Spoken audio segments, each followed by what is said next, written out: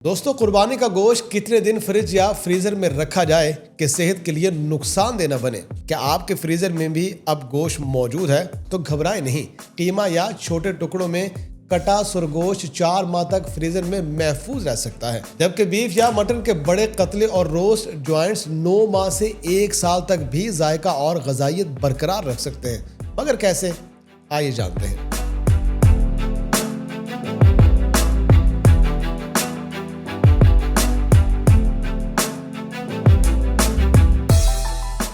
दोस्तों, अगर गोश्त को एक सर्विंग के हिसाब से एयर टाइट पैकिंग में रखा जाए और फ्रीजर का दर्जा हरारत मुस्तकिल रहे तो फ्रीज किया हुआ गोश्त गजाइत के लिहाज से ताज़ा गोश्त के बराबर रहता है। मसला वहाँ पैदा होता है जहाँ बिजली बार बार जाए या फ्रीजर को बार बार खोला जाए, क्योंकि दर्जा हरारत में तब्दीली बैक्टीरिया के खतरे को बढ़ा देती है। अच्छी तरह से पैक की गई मुर्गी 1 साल तक फ्रीजर में महफूज रह सकती है, जबकि चांपे और स्टेक्स 6 से 9 माह तक इस्तेमाल के काबिल रहते हैं। शर्त सिर्फ एक है कि फ्रीजर का दर्जा हरारत यकसा रहे और गोश्त हवा के सामने ना आए, वरना फ्रीजर बर्न के बायस जायका और क्वालिटी भी मुतासिर हो सकते हैं।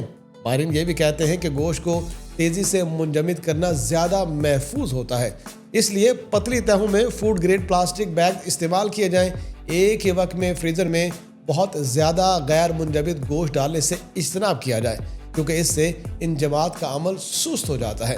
ईद के दिन आते ही घरों में फ्रिज और फ्रीजर भर जाते हैं, दस्तरखान गोश्त से सज जाते हैं और सोशल मीडिया पर कबाब, बिरयानी और बारबेक्यू की तस्वीरें छा जाती हैं।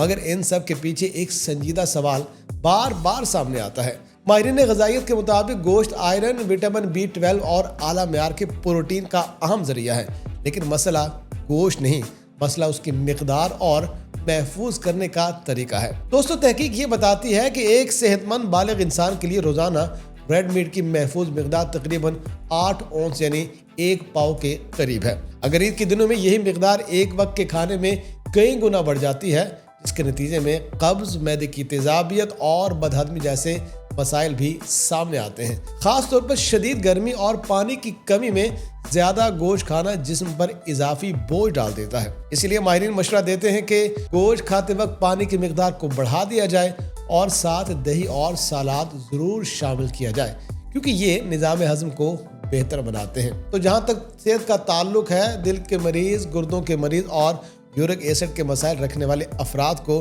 खास एहतियात करनी चाहिए, जबकि खून की कमी के शिकार अफराद के लिए गोश्त के साथ लीमू का इस्तेमाल आयरन के जज्ब में मददगार साबित होता है।